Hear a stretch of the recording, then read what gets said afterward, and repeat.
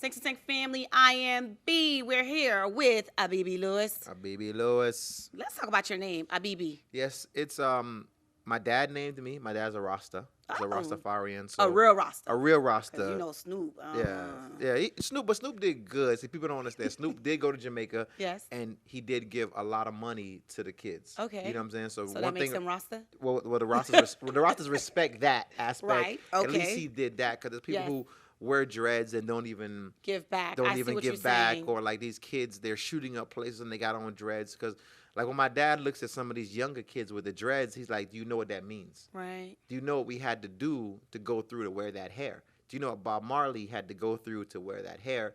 And you guys just be able just to grow it and don't understand what we had to fight for. Because in Jamaica, you was a dirty bum if you had dreads like in the 60s. You know what I'm saying? In the 70s. So the hair to them means a lot more than a lot of these kids. It's very, very powerful. Very powerful. So you got your name from your dad, and was there a meaning?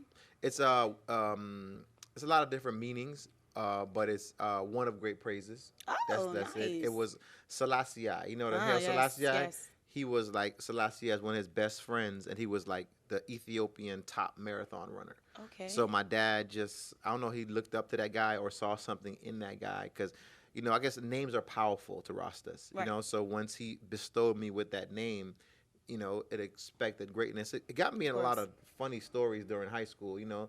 Like, your first day of school, everybody's like, Keisha, Bob, he said, a BB? Like, you know what I'm saying? So it's like, it was always a joke, BB gun, BB this.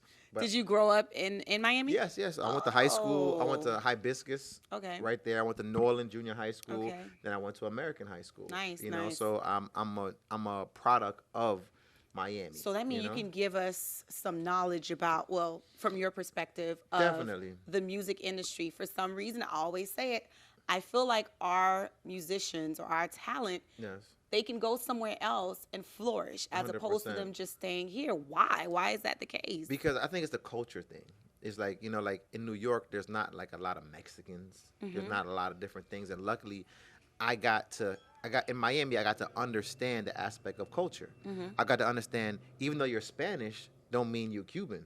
Because you got Cuban, you got Puerto Rican, you got Dominican, you got Peruvian, you got so many. And you better get it right. You better get it right. So, you know, then you got Jamaican, you got ghetto Jamaican, then you got uptown Jamaican, then you have Coolie.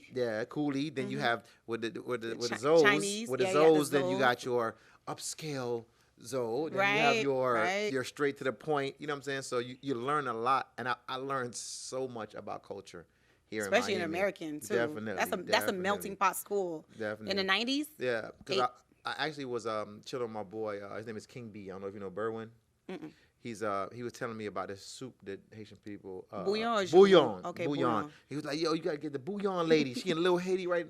Like, you know, like that's culture. Like I like, you know, you pull up at a house and she's selling bouillon at the house, and I never had it before. And I see police in line, I see Bentleys in line.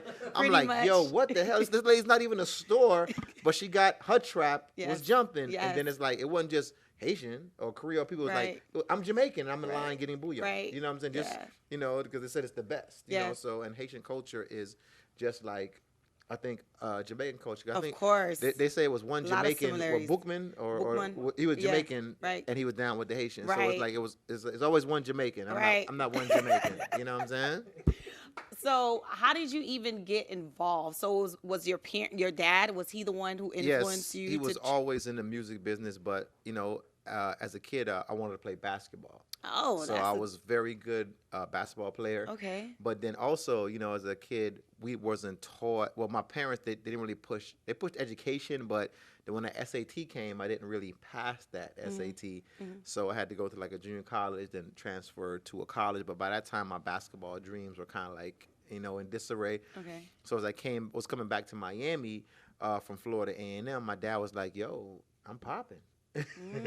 So I said, man, let me learn this music business one step by one step. I started as an intern at the front desk. I was a food runner going to get food for different people, like, you know, making my, you know, you had to order food and take care of the clients. So I learned the concierge game, and I learned how to treat people.